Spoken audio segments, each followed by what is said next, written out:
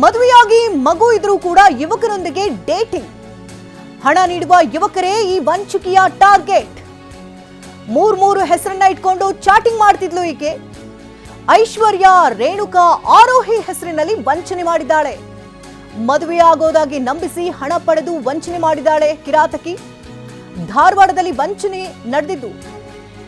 ಗುರು ಎಂಬಾತನಿಂದ 7 ಲಕ್ಷ ಹಣವನ್ನ ಪಡ್ಕೊಂಡಿದ್ಲು. ನಂತರ ಮದುವೆಯಾಗದೆ ತಪ್ಪಿಸಿಕೊಂಡು ಕಳ್ಳಾಟವಾಡ್ತಿರ್ತಾಳೆ ಐಶ್ವರ್ಯ. ಮನನೊಂದಂತಹ ಯುವಕ ವಿಷ ಸೇವಿಸಿ ಆತ್ಮಹತ್ಯೆಗೂ ಕೂಡ ಯತ್ನಿಸಿದ್ದ. ಜಿಲ್ಲಾಸ್ಪತ್ರೆಯಲ್ಲಿ ಚಿಕಿತ್ಸೆಯನ್ನ ಪಡಿತಾ ಇದ್ದಾನೆ ಗುರು. ವಂಚಕಿಯ ಜಾಲ ಬಗೆದಷ್ಟು ಬಯಲಾಗ್ತಾ ಇದೆ.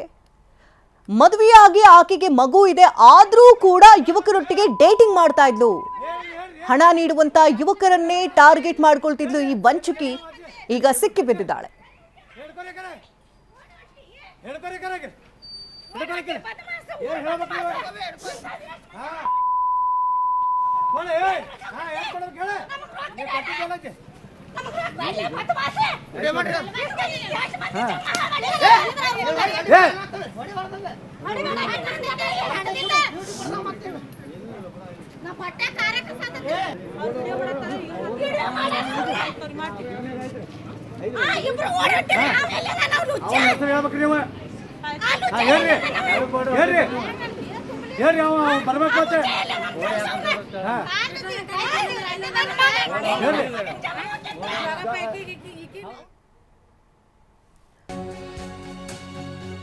ಇತ್ತ ಗುರು ಆಸ್ಪತ್ರೆ ಸೇರ್ತಾ ಇದ್ದಂತೆ ಆತನ ಆರೋಗ್ಯ ವಿಚಾರಿಸುವುದಕ್ಕೆ ಐಶ್ವರ್ಯ ಬಂದಿರ್ತಾಳೆ. ಇದೇ ಸಂದರ್ಭದಲ್ಲಿ ಕುಟುಂಬಸ್ಥರು ಥಳಿಸಿ ಆಕೆಯನ್ನ ಲಾಕ್ ಮಾಡಿದ್ದಾರೆ. ಮದುವೆಯಾಗುವಂತೆ ಪಟ್ಟು ಹಿಡಿದು ಗುರು ಕುಟುಂಬಸ್ಥರು ಆಕ್ರೋಶವನ್ನು ವ್ಯಕ್ತಪಡಿಸುತ್ತಿದ್ದಾರೆ.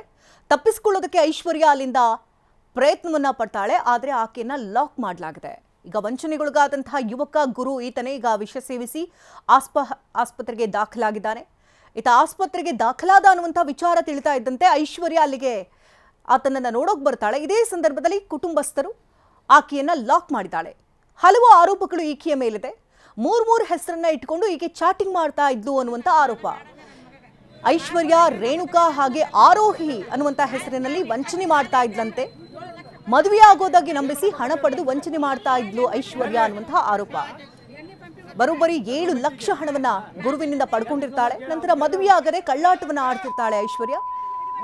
ಇದೇ ನೋವಿನಲ್ಲಿ ಗುರು ಪಾಯ್ಸನ್ ಕುಡಿದು ಆಸ್ಪತ್ರೆಗೆ ದಾಖಲಾಗಿದ್ದಾನೆ.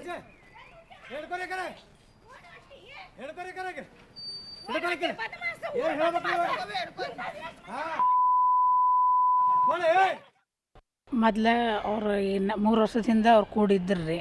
ಕೂಡಿದ್ದ ಫೋಟೋ ತಗೊಂಡು ಅವನ್ನ ಬಾಕ್ಲ ಮಾಡಿದ್ರಿ. ಮಾಡತ್ತೆ ಅಂದ್ರೆ ಇಲ್ಲ ನಾನು ಆಕಿನ ಮದುವೆ ಮಾಡ್ಕೊತೇನೆ ಅಂದ್ರಿ. ಬ್ಯಾಡಪ್ಪ ಇರೋ ಇದನ್ನ ಮಾಡಬೇಡ ಅಂತ ನಾ ಅಂದೆ. ಇಲ್ಲ ಮಾಡ್ಕೊಂಡು ರೊಕ್ಕ ಮಾಡ್ಕೊತೇನೆ, ಇಲ್ಲ ಅಂದ್ರೆ ನಾ ಸಾಯ್ತೇನೆ ಅಂತ ಹೇಳಿದ್ರಿ ರೀ. ಹೇಳ್ತೇನೆ ಅಂದ್ರೆ ಆಯ್ತು ಆಕಿನ ಮನೆ ಕರ್ಕೊಂಬ ನೋಡೋಣ ಮಾತಾಡೋಣ ಅಂತಂದೆ. ಆಕಿಗೆ 3-4 ಸರಿ ಬಂದ್ಲು ರೀ ಸರ್. ನಮ್ಮ ಮನೆಗೆ ಬಂದ್ಲು. ಮದುವೆ ಮಾಡ್ಕೋತೆ ಅನ್ನುವ ಅಂತ ಕೇಳಿದೆ. ಬಿಟ್ಟು 2 ಸರಿ ಅವ್ನು ಆಕೆಗೆ ಫೋನ್ ಹಚ್ಚಿಡ್ರಿ ನನಗೆ. ಆಯ್ತಂಟಿ ನಾನು ಹೇಳ್ದಂಗೆ ಕೇಳ್ಕೊತ ಮದುವೆ ಮಾಡ್ಕೋತೇನೆ, ನನ್ನ ಸಾಲ ಐತಿ, ಸಾಲ ಹರಿಬೇಕಂತಂದ್ಲ. ನಂದು 7 ಲಕ್ಷ ಐತೆ ಅಂತಂದ್ಲ. ಆಯ್ತು ಅಂತಂದು 6 ಲಕ್ಷ ನಮ್ಮ ಹುಡುಗ 2 ಲಕ್ಷ ಕೊಟ್ಟ, ನಾವು 3.5 ಲಕ್ಷ ಕೊಟ್ಟಿವ್ರಿ. ಕೊಟ್ಟಿಂದ ಆವ್ಳಕ ಅವ ಏನು ಮಾಡಿದ, ಆಕೆ ರೊಕ್ಕ ತೊಗೊಂಡು ಮುಂಜಾನೆ ತೊಗೊಂಡ್ರಿ. ಸಂಜೆಗೆ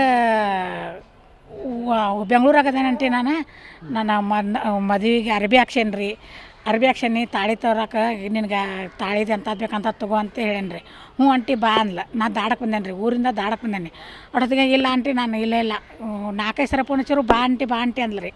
ಮಧ್ಯಾಹ್ನದಿಂದ ಚನ್ನಮಠ ಬಾನ ಅಂದಾಳ್ರಿ.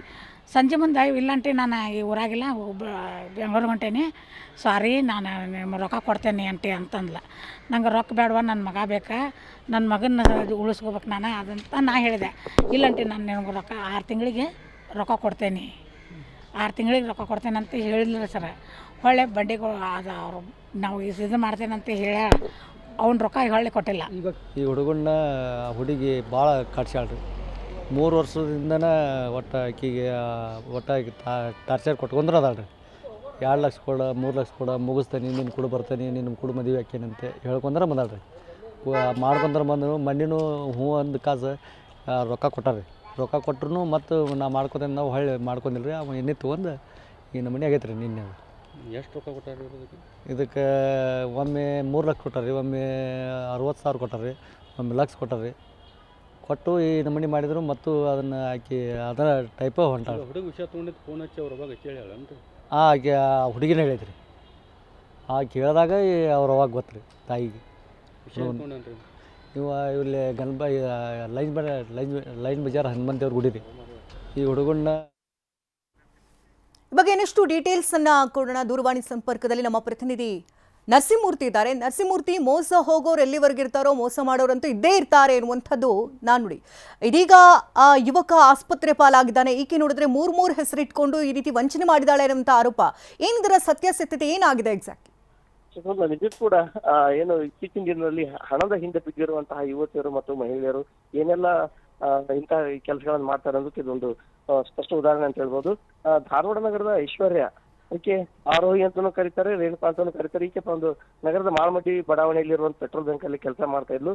ಹೀಗಾಗಿ ಈಗಾಗಲೇ ಆ ಏನು ಮಹಿಳೆಗೆ ಒಂದು ಮಗು ಇದೆ.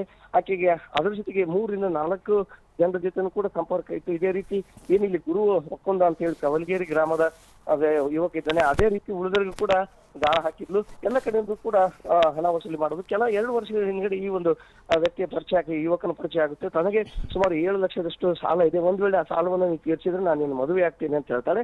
ಇಬ್ಬರ ಮೇಲೆ ನಡುವೆ ಪ್ರೇಮಾಂಕುರವಾಗುತ್ತೆ.